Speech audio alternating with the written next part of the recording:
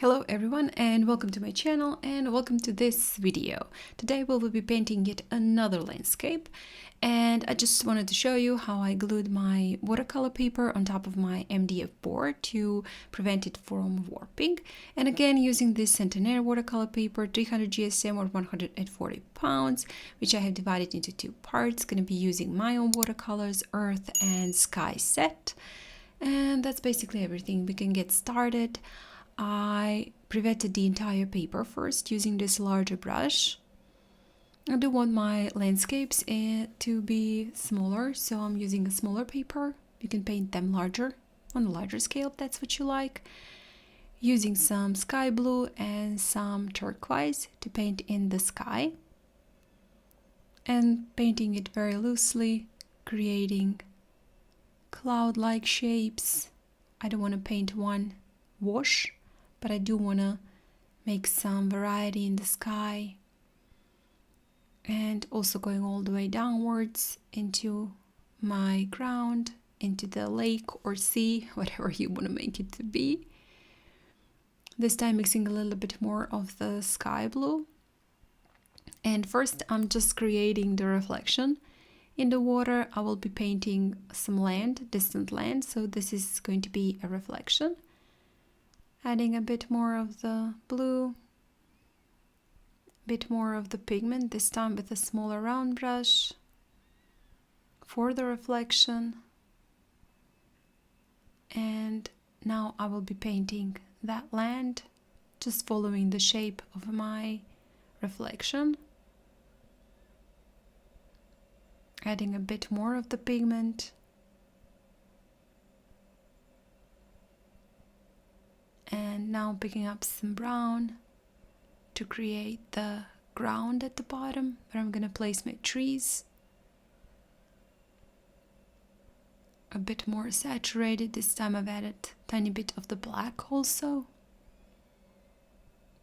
And I left it to dry completely. Now I've just glued my masking tape. I do want to pick up the paint, a little bit of the paint between the land and the water, just to create one white line using wet brush with the clean water and picking up with the clean towel. My camera did stop, so you couldn't see it all the way, but I just did do the same thing a couple of times, went over with the clean water and picked up the towel to get this white line. Paper is dry, so I'm adding a bit more of the details to the water, creating some movement in the water. And for some reason I decided to add some pigment for the ground, for the distant land, and it turned out horrible. I was picking up the paint more than I was adding it, but you know what, it won't be so visible at the end, so I wasn't bothered with that. So make sure if you're adding another layer on top of your paint that you have the paint that is not so much liftable, that you can't lift so easily. So I did not add enough pigment first time around for the first layer, so I wanted to add more, but as I said, I was picking it up paint more than I was adding. Now when it was all dry, I'm painting out my trees using some dark brown and black.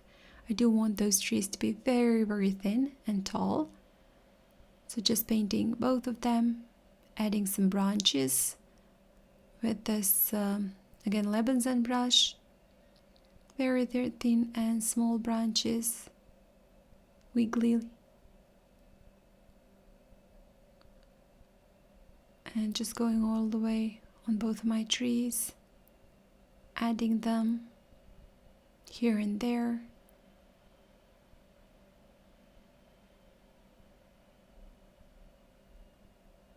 Just painting it like a silhouette. And when it was fully dry, I pick up this sponge. It has nice holes, so it does create some foliage like, I guess, marks, stamps. And I'm adding that foliage, picking up the paint. I left it to dry because it was smudging too much. Oops. I left it to dry, and then on top I'm adding a bit more to create, I guess, some more sharper dots, some splatters, and I wanted to add a bit more of the darker pigment on the ground where those trees are. And I also wanted to add a bit more of the details to the ground, so I went on top on my land and just added a bit more of the details. And when it was finished, I was just lacking some light, some yellow, so I did do a light yellow glaze on top. I did not wet it. I used a very, very light wash and this larger brush to do a slight yellow glaze. And with that, we're done also with this landscape. I hope you enjoyed it. Again, quite simple. And I hope you will give it a try. If you did like it, please hit the like button, share it and comment. If you haven't still, please do subscribe to my channel. I have many tutorials there, so I'm sure you will find something for yourself, even if you're a beginner or intermediate painter. And I guess, guys, again, thank you so much for watching, and I hope I'll see you next time. Bye!